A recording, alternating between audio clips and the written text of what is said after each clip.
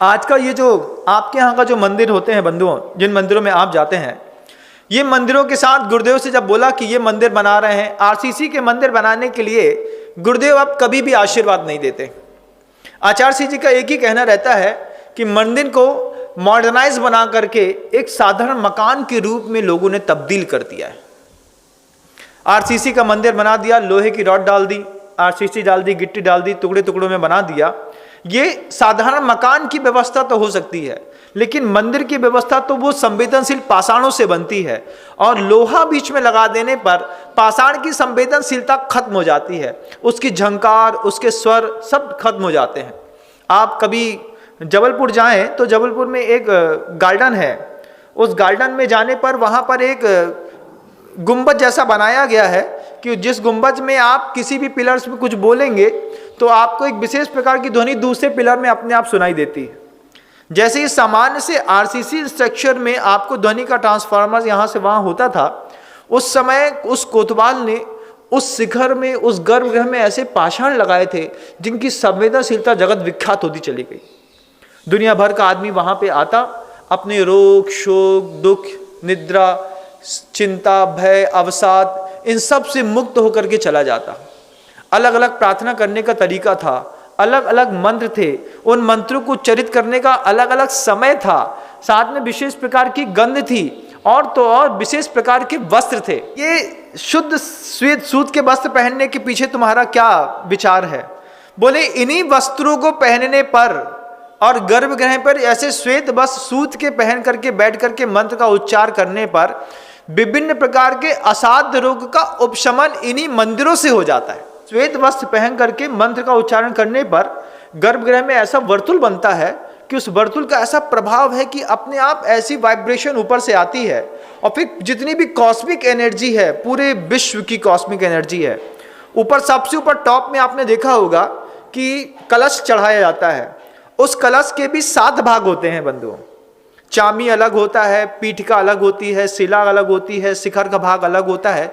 आप किसी भी शिखर को देखिएगा, उसके 7 अलग अलग भाग होते हैं। जब आप कभी कलशारोहण करते हैं तो आपने छोटे छोटे पार्ट्स को देखा होगा कि एक डंडे में पहले गोल पार्ट लगाया, फिर चौकोर लगाया, फिर उसके ऊपर एक थोड़ा सा तबला जैसा लगाया, फिर लास्ट में ऐसा बिल्कुल बाण के ऊपर जैसा भाग लगा करके और फिर कलश की स्थापना करी जाती है। ये अपने आप में कॉस्मिक एनर्जी को कैच करने का सबसे बड़ा विज्ञान था। ये विज्ञान आज शून्य हो गया। मॉडर्नाइज जमाना इतना जबरदस्त है कि वो इतने ज्यादा निरोगी रखने वाले, आदमी की मानसिकता को संतुलित करने वाले मंदिरों की तरफ आज की जनता विचार करना पसंद नहीं करती है। मॉडर्न जमाने के लोग, पढ़े लिखे लोग बोलते हैं महाराज मंदिर से ज़्यादा जरूरी है आप एक बहुत अच्छा एजुकेशन सेंटर खोल दें। मंदिर से ज़्यादा किसी को अस्पताल जरूरी दिखाई देती है। अस्पताल हो या शिक्षा का विद्यालय, ये आपका एक भाव सुधार सकता है, लेकिन मंदिर के अंदर से मिलने वाली ऊर्जा आपके आगे आने वाले भावों में भी परिवर्तन करने में सक्षम है। और अस्पताल में जाने की जरूरत उसको ही पड़ रही है बंधुओं जो मंदिर नहीं जा रहा है।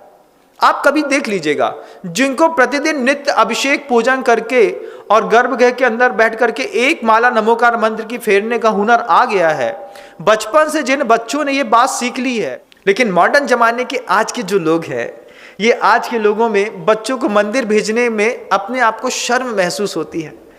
लोगों को लगता है अरे हमारा बच्चा मंदिर जाएगा तो लोग क्या कहेंगे, इतना पढ़े लिखे घर का लड़का मंदिर आया है, इसको ये भी मांगना है क्या? मंदिर सिर्फ मांगने जाया जाता है क्या? मंदिर तो अपनी आत्मसंतुष्टि का एक केंद्र है। और इतनी श्रद्धा, इतनी शक्ति के साथ जब किसी मंदिर का निर्माण किया जाता है, इन मंदिरों से सम्यक्त की प्राप्ति होती है, इन मंदिरों से संसार का उच्छेद होता है बंधु।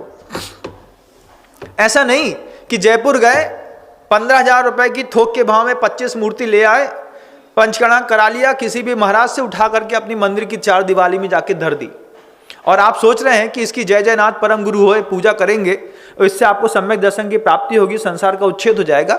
आप भ्रम में मत रहिएगा। हर प्रतिमा सम्यक की उपलब्धि का कारण नहीं बनती है। हर प्रतिमा के नमोस्तु करने से आपको सम्यक दर्शन मिलता हो, ये आप भ्रम में मत रहिएगा। जिन बिंब सम्यक दर्शन की उत्पत्ति का कारण है, जिन बिंब के दर्शन से, पूजन से विपुल पाप कर्म की निर्जरा होती है, उतना ही पुण्य बंध बनता है, संसार का उच्छेद होता है, असंख्यात गुणी कर्म की निर्जरा होती है। लेकिन हर जिन बिंब से नहीं होती है। वे प्रतिष्ठित जिन बिंब जो विधि पूर्वक बनाए गए और विधि पूर्वक बने हुए जिनालों में स्थापित किए गए, उन तपस्वी मुनि महाराजों से जिनकी कुल परंपरा में किसी भी प्रकार से व्रतों में दोष न लगा हो, जब उनके द्वारा, किसी तपस्वी के द्वारा कोई जिनबिंब अधिष्ठित और प्रतिष्ठित होता है, उस जिनबिंब को नमस्कार करने में नमस्कार शब्द का मूल्य दुनिया को दिखाई देता है।